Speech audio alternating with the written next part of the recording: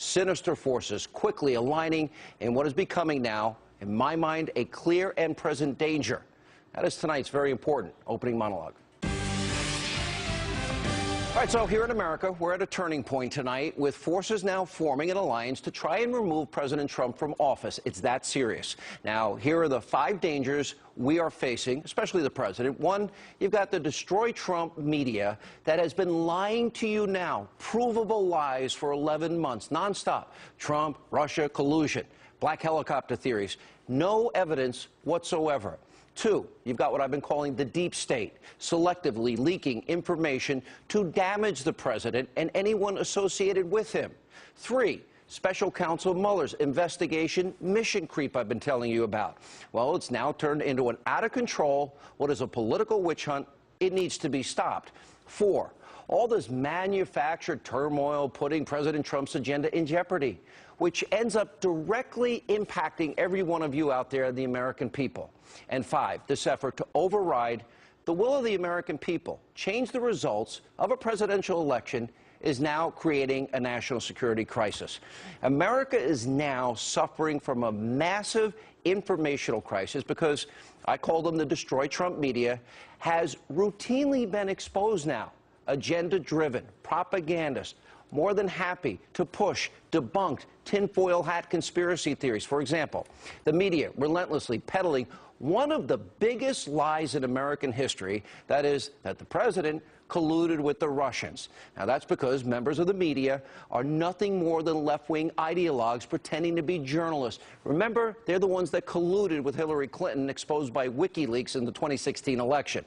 The media has one clear, shared goal in mind, and that is to damage, stop, and destroy Trump's presidency. Sadly, it appears by any means necessary. We have been highlighting right here on this program, night after night, just how unhinged these people have become. And they don't care about facts. Obviously, they don't care about the truth, which is why the Washington Post, the New York Times, ABC, NBC, CNN, all exposed as having gotten their reporting wrong. But the Destroy Trump media, they're not the only ones whose collusion narrative, by the way, is completely crumbled. Take a look at the long list of Democrats admitting no evidence of collusion. 0, zip. Take a look. Well, the allegation, of course, is that the Russians in the hacking and dumping of documents in the election had essentially relationships with Trump campaign people. But I'm not prepared to say that there's proof you could take to a jury. Do you agree with this conclusion that the president has reached, that there was no evidence of collusion? We haven't seen any of that whatsoever, George. We've been looking and showing everything that they possibly have. That has not led to that. The next threat, and perhaps the most dangerous, the deep state. That is the unelected, what I call the 4th branch of government, consisting of a lot of Obama holdovers, anti-Trump bureaucrats who now are routinely targeting the president, his administration, with selective leaking to hurt him. Now, this deep state works closely with the Destroy Trump media to disseminate false information about the president and his administration. And what's even more dangerous, more sinister about the deep state is that they're willing to break the law, leaking classified information, like in the case of General Flynn. Then you have the former FBI director, James Comey, admitting under oath he had his memo leaked to the New York Times. He had a goal. He wanted the appointment of a special counsel. And a prime example is the unmasking of General Flynn. That was a violation of the Espionage Act. That's a crime. That's a felony, by the way. And then Flynn's 4th Amendment rights, by the way, totally trampled on. You've heard nothing about it. There's no investigation there. Why? Again, the deep state, they don't care. They're only concerned with taking down President Trump and President Trump's associates. Then you've got number 3, the special counsel. Look at Mueller's investigation mission creep. Remember, President Trump has called this the greatest political witch hunt in American history? Well, I'm here to tell you the president's right. Mueller's sole purpose was to investigate so-called Trump-Russia collusion. But Mueller is now expanding that investigation, and he's digging into finances and Jared Kushner and obstruction of justice. And guess what? He's not going to stop there. Why? Because There is no Trump-Russia collusion, so he has to move on to other things. And I'll tell you what's most alarming about this. Mueller is having massive conflicts of interest. He should recuse himself. He's incapable of carrying out a fair and impartial investigation. Now, Mueller needs to end this witch hunt right now. He's best friends with James Comey. The two have been best friends for a long time. And who do you think Mueller is going to side with when it comes to the president and his word versus James Comey's word? That's pretty obvious, pretty unfair. And then there's the fact that members of Mueller's investigative team, the lawyers he's hiring, many of them donated big bucks to, let's see, Barack Obama, Hillary Clinton. And on top of that, perhaps most sinister, one of the lawyers Mueller has hired actually was Clinton's attorney at the Clinton Foundation, defending the Clinton Foundation against getting you information and preventing Freedom of Information Act requests. Oh, isn't that great about the foundation? Now, imagine for a second, just stand back, if Republicans ever try to pull anything like this. You know, let's hire Donald Trump's lawyer to investigate President Hillary Clinton. The left-wing outrage would be like nothing you've ever seen before. If Mueller wants to investigate actual crimes, actual collusion, by the way, a real Donald Trump or a real conspiracy with Russia, maybe he should focus attention on other things. Let's start with Loretta Lynch. Let's start with the Clintons. James Comey testified that Lynch influenced his investigation into Hillary Clinton's email server. Is that not the textbook definition of obstruction of justice? And if Democrats and the media want to talk about collusion, well, we can talk about collusion. You know, was it wrong for Loretta Lynch to meet Bill Clinton on the tarmac, or to convince James Comey not to say investigation but a matter? Or, as Sarah Carter and John Solomon have reported, was it wrong when she reported that Comey confronted her as having been in the tank for Hillary all along and put the kibosh on any indictment? What about when serving as Secretary of State? Hillary Clinton handed over 20% of America's uranium to who? Oh, Vladimir Putin, the Russians, the corrupt Uranium One deal. And while people involved in that deal donating, kicking back big dollars, millions of dollars to the Clinton Foundation, her husband doubling his speaking fees in Moscow. All this manufactured turmoil from the left, the Democrats, destroy Trump media, the deep state, is creating a completely dysfunctional environment in Washington and for the country. And you, the American people, you're the ones suffering because these forces are slowing down what you voted for. A president enacting the agenda he promised means fewer jobs, less economic growth, no border wall, no tax reform, no repealing, replacing Obamacare, no getting people out of poverty, off of food stamps, back in the labor force, buying homes at a 51-year low. The longer these attacks continue, the longer it will take for you, the American people, to benefit for what you voted for, the president's policies and agenda. And all of this is now creating a very clear present danger to the country. The left is suffering well beyond Trump derangement syndrome. It's completely unhinged. Look at how vile some of their rhetoric has been. Yes, I have thought an awful lot about blowing up the White House. Pigs in a blanket! I like bacon! Pigs in a blanket! I like bacon!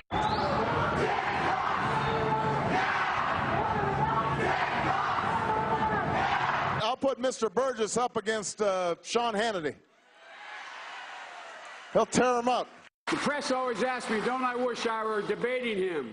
No, I wish we were in high school. I could take him behind the gym. I think a more accurate football metaphor might have been the GOP just kicked America in the balls.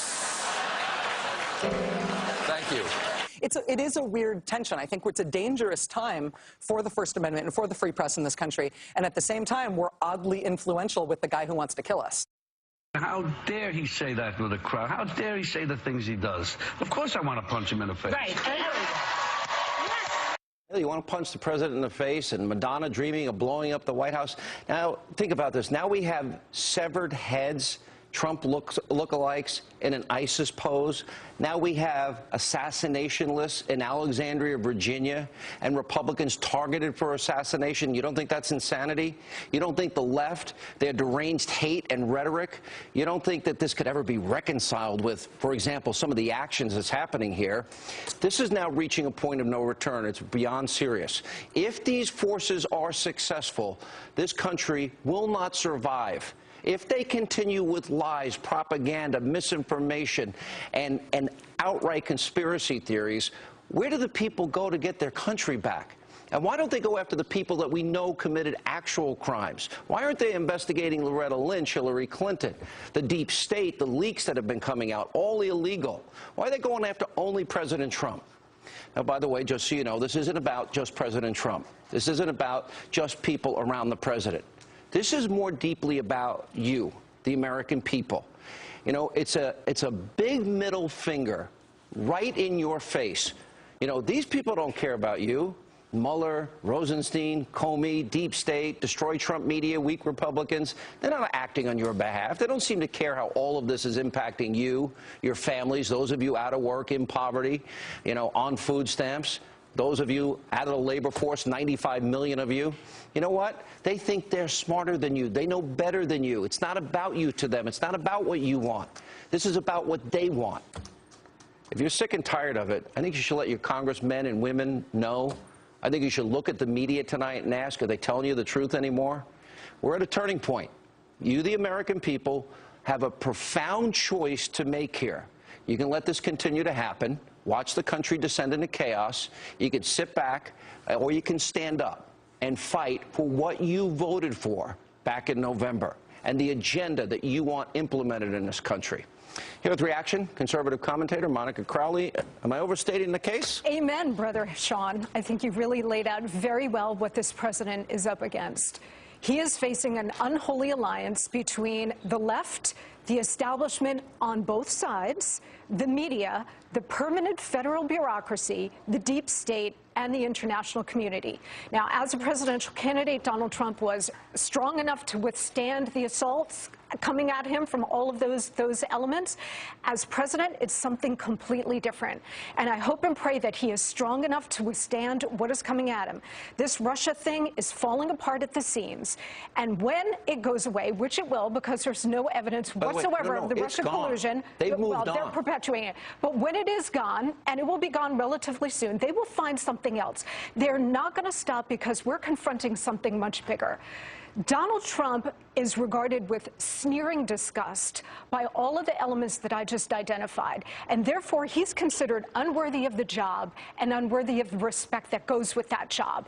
But more importantly, Sean, he represents an existential threat to all of those elements that I just identified. Therefore, he must not be allowed to succeed, because if he does, all of those elements lose their gravy trains, their power, and their influence. Therefore, they will use whatever political weapon they can and whatever legal weapon they can, including the special counsel, to try to not just discredit him. That we could actually survive and handle. They want to destroy his presidency, and they want to destroy him personally. They don't get rid of this deep state and these leaking of intelligence. You can't control the media. They're agenda-driven, and they're just propaganda, you know, news at this particular point. But you can stop what's happening in the government. Yeah. All right. When we come back, the great one, Mark Levin, he has now uncovered a decade-old DOJ document which explains, in fact, something the media will never tell you, why a sitting president cannot be indicted for obstruction of justice. The great one is here to explain. And later, an explosive new report by Judicial Watch regarding key documents in the Obama spying scandal. You won't believe what these documents show. We have a Hannity investigation. Tom Fitton will join us. Also, Sarah Carter, Greg Jarrett, and much more on this busy breaking news night. Stay with us. Why does Duke take Cosequin?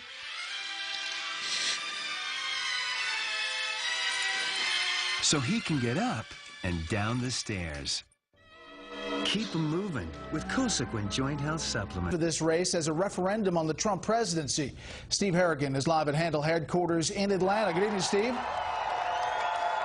Brett, the excitement here has been building throughout the night. We saw the Republican a few minutes ago, Karen Handel, coming out before this crowd and saying she wanted to dot the I's, cross the T's before she made any announcement. We expect her in a few minutes' time. She made it clear throughout this campaign it was not a national referendum on Donald Trump, but a lot of her supporters here, when you talk to them, they say otherwise, that this is about President Trump. Brett, back to you. You'll see remarks here live. Now back to Hannity. Welcome back to Hannity. So the left, to destroy Trump media, they continue to push the Russia-Trump collusion narrative, and now they're trying to suggest, well, we can't get him on that, so let's move to obstruction of justice. Let's move into financial issues. Now, the great one, Mark Levin, recently uncovered an old DOJ document which suggests that a sitting president cannot be indicted in criminal cases. Look up at the screen. The memo reads in part, in 1973, the department concluded that the indictment or criminal prosecution of a sitting president would impermissibly undermine the capacity of the executive branch to perform its constitutionally assigned functions. It goes on, quote, we believe that the conclusion reached by the department in 1973 still represents the best interpretation of the Constitution. Finally, they assert, quote, we believe that the Constitution requires recognition of a presidential immunity from indictment and criminal prosecution while the president is in office. Here with reaction, the author of a soon-to-be best-selling book, look at it right there, Rediscovering Americanism and the Tyranny of Progressivism. I call him the great one, Mark Levin. Love the cover. You're going to be on next Monday. We're going to talk all about the book. Right. Not tonight. Let's talk about what you found here. This is profound to me.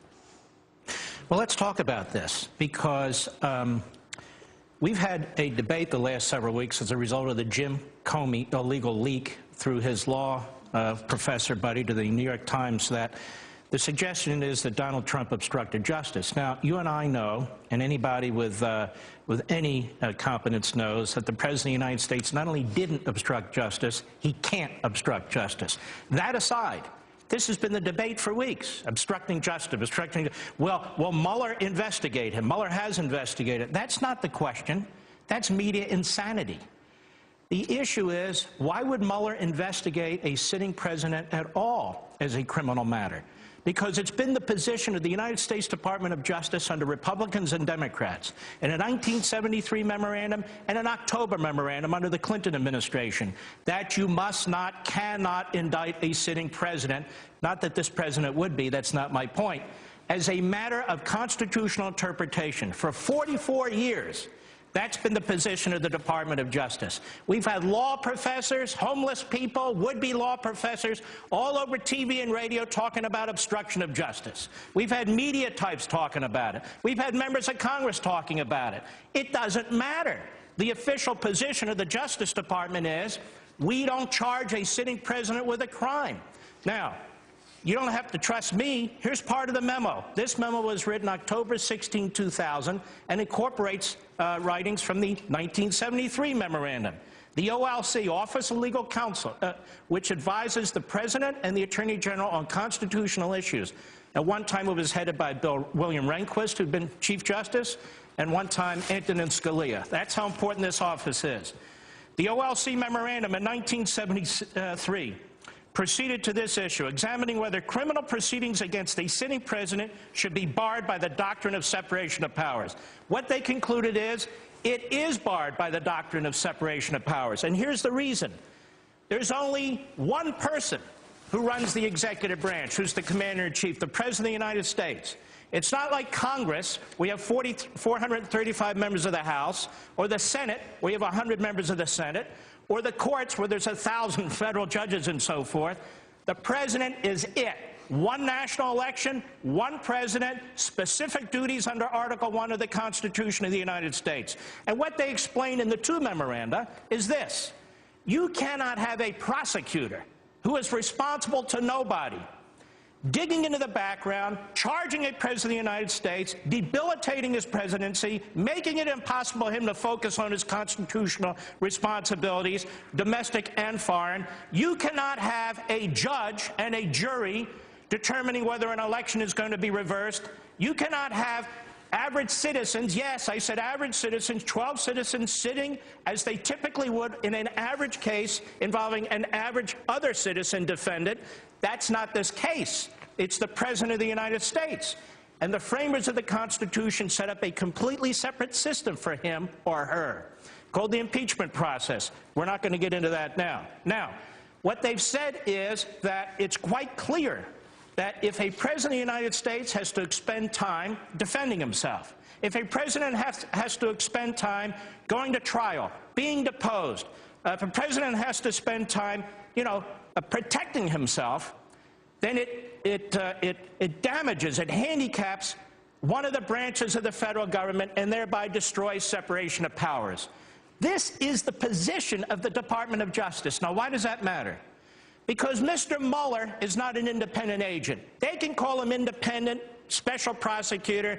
They can call him a kumquat. It doesn't much matter. The fact of the matter is the rules and regulations that apply at the Department of Justice to all prosecutors apply to Mr. Mueller.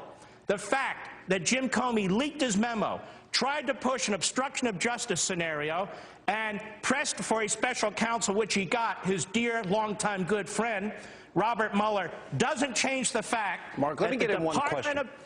I don't want to interrupt your thought. This is too deep. This is what you're great at. And by the way, rediscovering Americanism, we'll get into that Monday. And this is important constitutionally. I keep talking about 5 forces against this president and what I call a soft coup. You've got the deep state, the nonstop leaking, and then, of course, you see all these people appointed by Mueller. You've got a media 11 months of nonstop lying and conspiracy theories. Democrats that never accepted the election results. Weak Republicans, they never liked Trump. And then never Trumpers, they want some relevancy and to say, I told you so. But I've never seen the forces align under a banner of conspiracies, lies, hiring Clinton attorneys to be part of Mueller's team.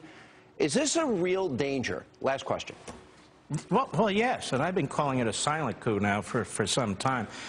What's going on here is the criminalization. Great minds think alike. Thank me. Yes, they do. They do. What I've been calling this is the criminalization of politics, and this has been going on for some time with the Democrats. They try it against every single Republican president. How is it that after 8 years, or during 8 years of Obama, where you have the IRS matter, where you have Fast and Furious, where you have all these different issues going on, not once was there a special counsel? And 3 months into his presidency, 4 months into his presidency, on bogus issue after bogus issue after bogus issue, now they move on. We have a special counsel. No Russia. I just want to... Yeah, no Russia collusion, so we'll move on to obstruction. Then we'll move on to finances.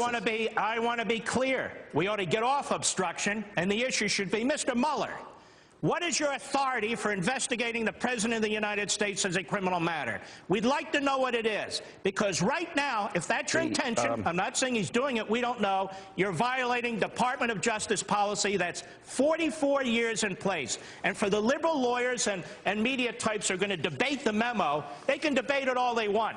That's the Department of Justice policy, whether they like it or not. All right, Mark, very revealing. Monday night, 1 week from yesterday, you're going to be on this program. We're going to talk about your new book. Mark, great to see you. Good find. Appreciate it. I hope people are paying attention. Yes, sir. All right, coming up, Russia continues to test the United States of America. Today, a Russian armed fighter jet flew within 5 feet of an American aircraft. Sebastian Gorkin, he'll weigh in with the real Russia threat that the media is not talking about. But first, a bombshell report by Judicial Watch on the location of key documents in the Obama unmasking scandal. Watch is out with an explosive bombshell report about key documents in the Obama administration and the unmasking scandal. The report is entitled Obama NSC Advisor Susan Rice's unmasking material is at Obama Library? Here to explain, from Judicial Watch, Tom Fitton. Also, Circuit News, Sarah Carter, Fox News anchor, attorney Greg Jarrett. Tom, explain. Well, how would she get access to unmask in the first place? How did she get to that level? Well, I'm sure Special Counsel Mueller is investigating it, right, Sean? Yeah, we are. So we asked the National Security Council, which advises the president, as you know, on national security matters, for documents about Rice's involvement in the unmasking of the Trump team, about the DNC hacking, about Russia collusion, everything you would think you'd want from Susan Rice's files over at the National Security Council. And we got a letter back from the National Security Council saying all documents from the Obama administration have been turned over to the Obama Presidential Library, and they helpfully gave us the address of the library. Really? So what are you supposed to go over and say, Mr. Obama, can I please have those, please? Well, now that they're at the library with the archivist that gathers records for the Presidential Library, under the Presidential Records Act, the Freedom of Information Act, which is what we typically use to get documents, doesn't even begin applying until 5 years after Obama leaves office. Right. But something can be done in the meantime. The president can get the documents, President Trump, and bring them back in. Subpoenas can be issued to get them. And certainly there's other possible litigation as well. And Sarah, you and John Solomon had reported, as part of your ongoing investigation, that there was in this last 2015-16 election season a 350% increase in unmasking, which, unless we have greater security threats that they never told us about, that seems to be weaponizing the intelligence agencies to go after political opponents.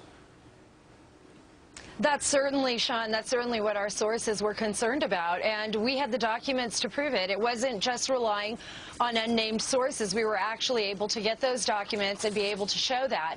And I think the concern here, and back in March we reported this, it wasn't just Susan Rice, it was CIA Director, then CIA Director John Brennan, Attorney General Loretta Lynch, very interesting. And the question that I have, I want to know, when did they send all of these documents over to the library? That's what I'm concerned about. Are they trying to hide this from the American people? These are actual federal documents. I assume there's a lot of concern here. Well, I think Tom just told us why. What about the Intelligence Committee? We don't have access to them. Yes, he did. Ship them out quick, right? Greg, you've been doing so much investigative work on all of these issues. Mueller, Rosenstein, Comey, mission creep, investigative creep. Right. I agree with you.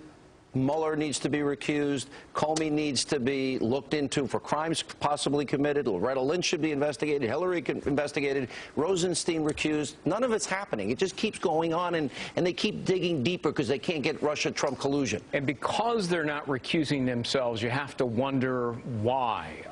Is there a reason other than the law and the statutes and so forth? Is this a vendetta? Is this retribution, revenge for the firing of James Comey?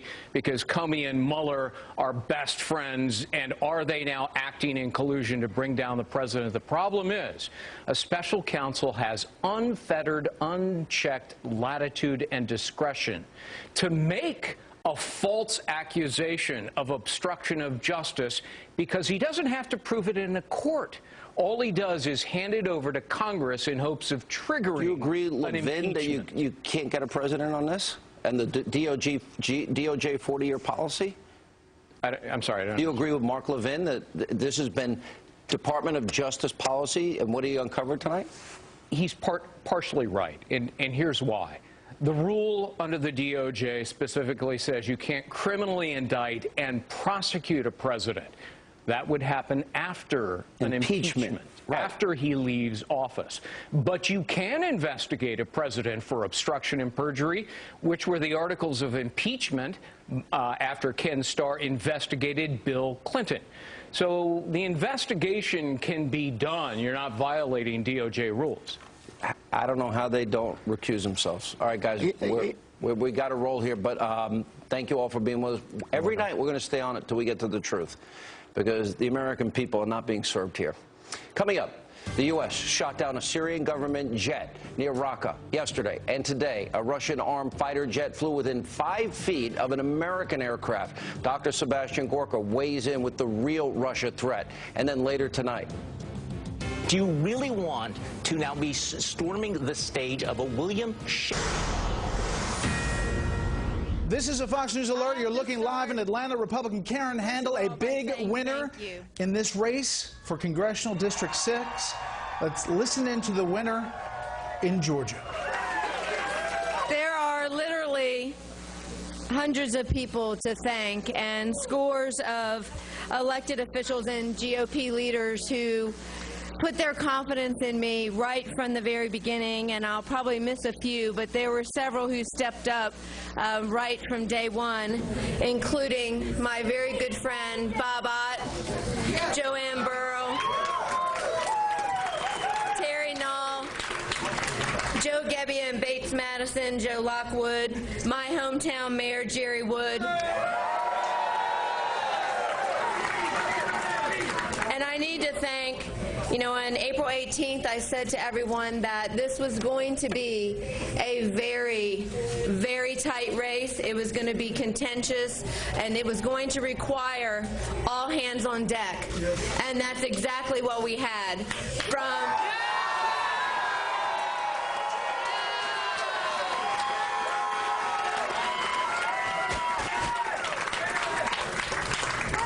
From all of the others who were the GOP competitors in the primary, including several who are here tonight. I see Bob Gray. Thank you for your help.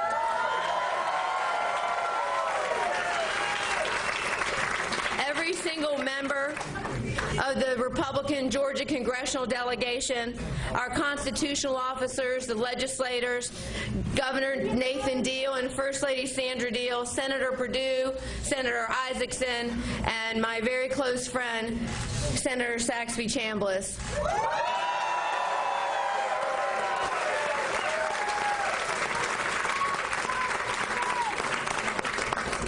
I need to also thank Speaker Ryan and House leadership and so many of the members across this country who also united to help us hold the 6th.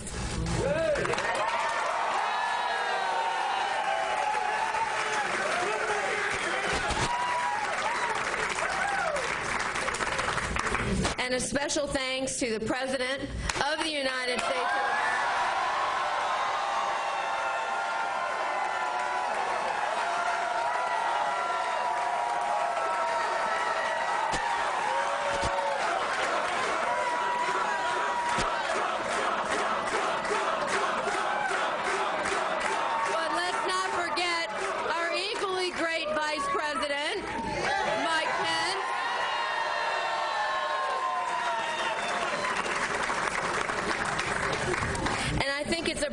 To take a minute to acknowledge a new friend that I was able to make over the course of that campaign, and that was Majority Whip Steve Scalise.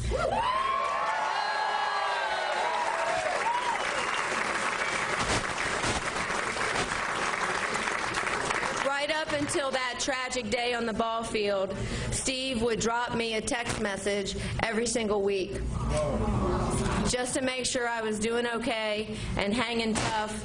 I think he even called me the Terminator in one of them. Wasn't sure about that one, Steve, but hasta la vista. Let me just tell you. But really and truly, what happened on that ball field was a terrible tragedy. And we need to all continue to lift up Steve and the others who were injured that day. And we need to also lift up this nation so that we can find a more civil way to deal with our disagreements.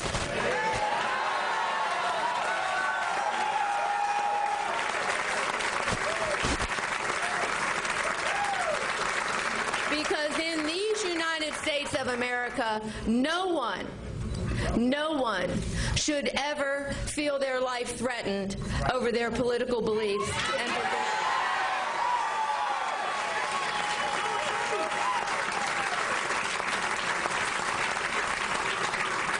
And I say that, ladies and gentlemen, in regards to both sides of the political aisle.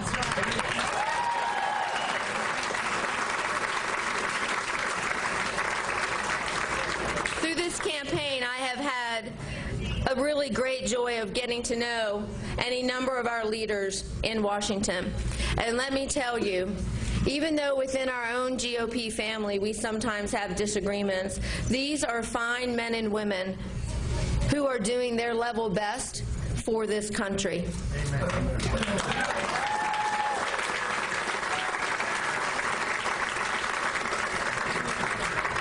I I really am honored to be able to stand before you tonight and so extraordinarily humbled. But as everyone knows, most big things are not accomplished by one person alone, and I had a tremendous amount of support in this campaign from each and every one of you to a great campaign team. They really are. Yes, give them a hand.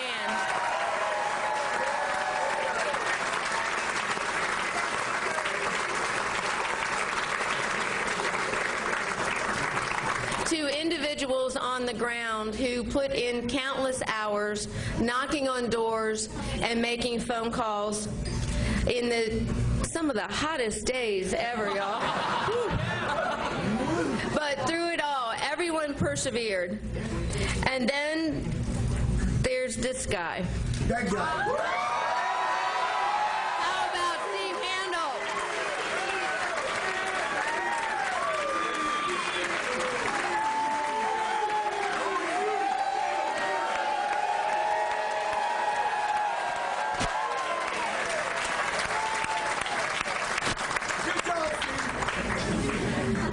This man is my heart.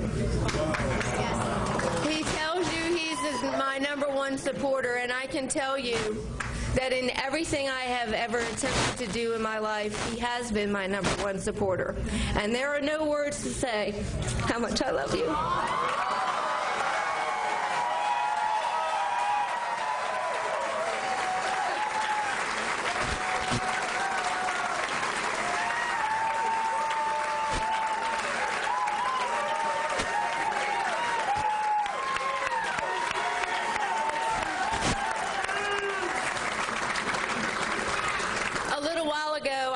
Opportunity to speak with Jon Ossoff. He was more than gracious, and he thanked me for a spirited campaign. And I wish him and Alicia all the best in the new life that they are going to be starting.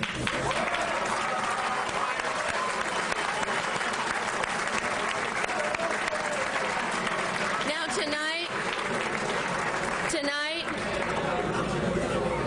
I stand before you extraordinarily humbled and honored at the tremendous privilege and high responsibility that you and the people across the 6th District have given to me to represent you in the United States House of Representatives.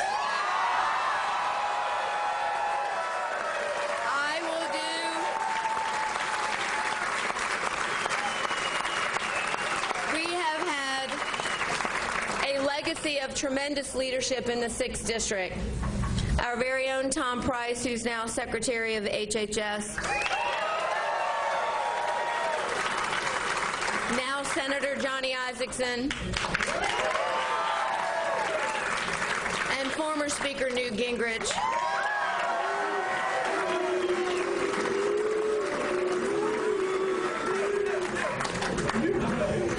These men, these statesmen, have created very, very big shoes to fill. And I will do my level best to live up to the standards that they have set. To the Jon Ossoff supporters, know that my commitments, they extend to every one of you as well. We may have some different beliefs, but we are part of one community, the community of the 6th District.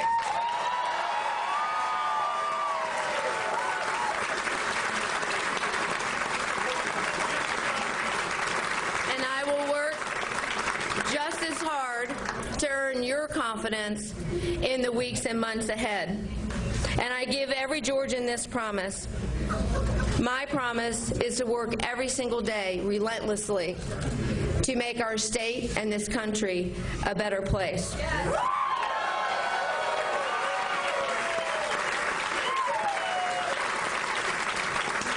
My pledge is to be part of the solution to